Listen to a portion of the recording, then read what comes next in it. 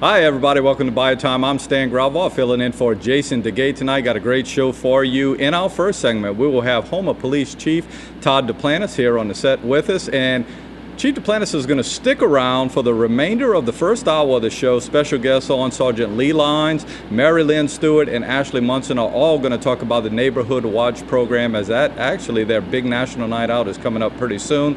Then at the 7 o'clock hour, we have Justin Verda and Kip Butcher. They are from the Throwdown on the Town. We'll talk a little bit more about that at the top of the hour. 7:20, guys from the Independence Day celebration, and we'll wrap it all up with sports. All of that tonight on Bayou Time. Deep in the heart of the bayou, we are gathered here tonight. Now it's time for action, 'cause our lives are on the line. Tonight we'll do our very best to break through all the bureaucratic mess. The time has come tonight, 'cause it's Bayou time. Show what Louisiana's all about.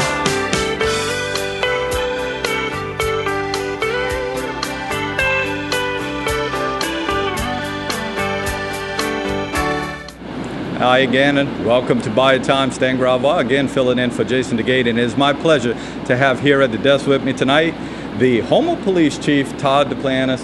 Good to have you here, Todd. My first time actually to sit up with you here. Got to tell you, it is storming outside right now as we hear tons of rain, but we don't even need the news tonight because you are going to fill us in on a lot of things that are happening in Houma. In our next segment, we're going to have the folks up with the neighborhood watch situation, but we do want to talk about some things that are happening in the area with the 4th of July coming up. Yeah. If you can fill us in a little bit on the do's and don'ts and what you guys are concerned with in the area as far as the 4th of July goes. Well, with the 4th of July, one of our main concerns right now, of course, with the current drought, well, hopefully, we won't have that going on. But we're concerned with the drought conditions that's been going on through Houma.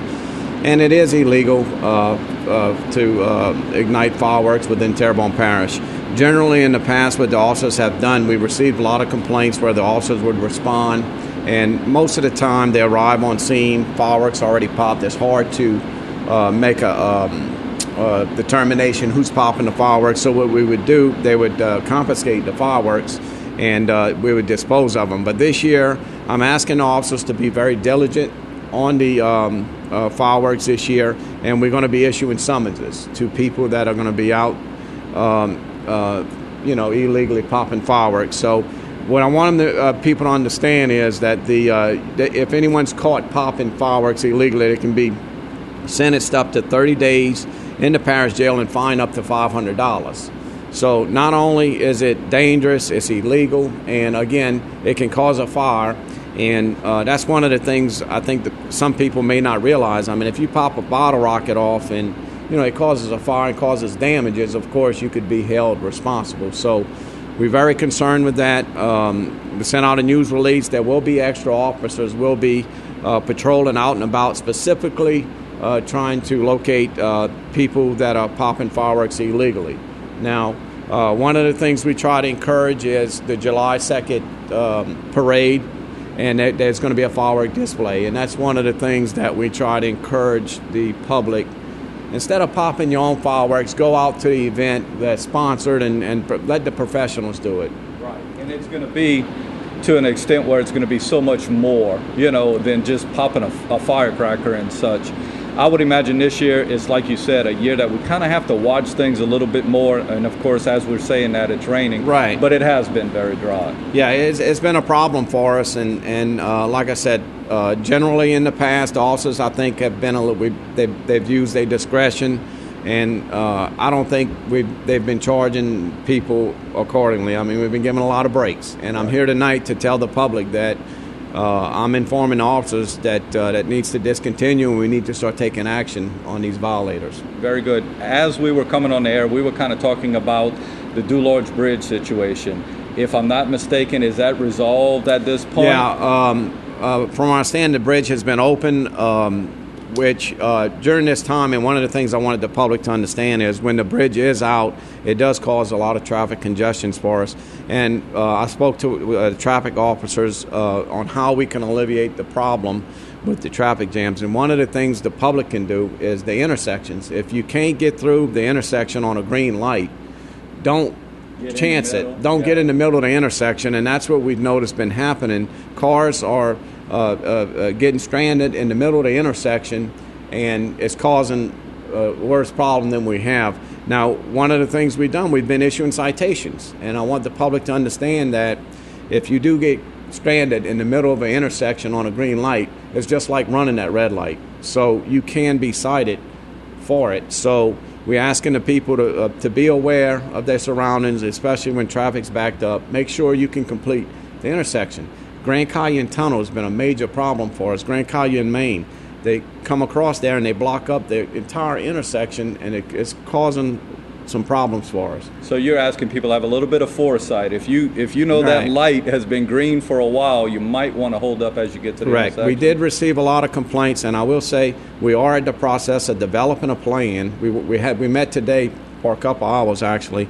We're trying to develop a plan to where when the Dularge Bridge is out or the tunnel's out, we're going to kick in a plan to try to hopefully we can alleviate this problem. But again, it's going to require officers getting out at intersections. It's going to require some barricades. We're going to have to reroute traffic.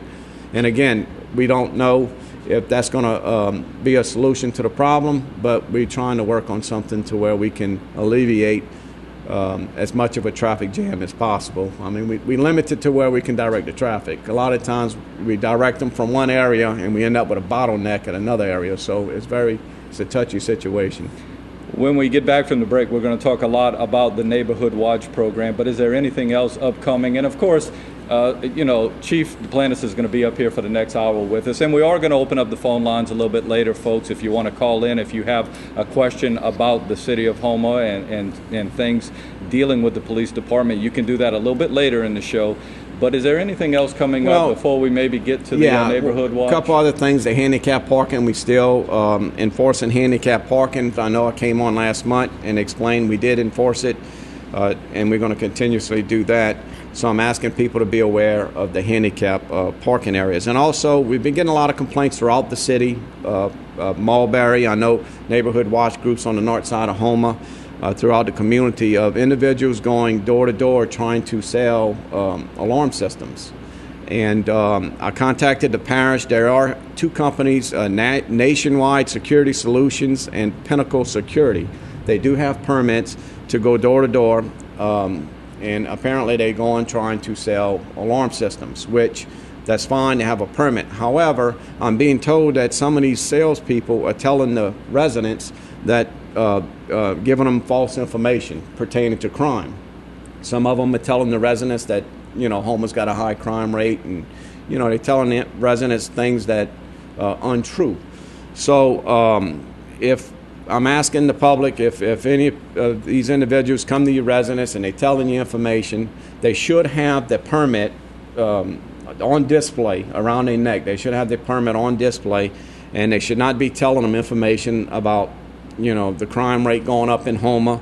Crooks are cutting phone lines. This is all untrue. That's not true. That is very ironic. Now, this has been a couple of months, but I actually had somebody who came, and he was with neither one of the ones you just mentioned, and said that they were cutting the phone lines. That's untrue. I haven't had any report of that. Okay. They also offering the residents, look, I'll give you a free system if you allow me to put my sign in your yard, but don't tell the other neighbors that. So that's exactly what happened also. Well, this is information that I'm getting from the public. Several people are telling me this. So what I'm asking the public, if someone comes knock on your door and they're telling you this, please call us. We're going to come out. We're going to check these individuals. And first off, they got to have a permit on display. And if they are giving false information, we can get that information. I can relay this to the parish, and we can possibly get that permit pulled. Very good. Very good. Anything else? That's it, other than neighborhood watch groups. Yeah, and we're going to talk about that extensively when we come back after this break. But again, we will open up the phone lines a little bit later in the show, 879-1231. If you have any questions for Chief Duplantis or for Sergeant Lee Lyons, he'll be up in just a second to talk about Neighborhood Watch. We'll get to all of the Neighborhood Watch information when we get back from this break.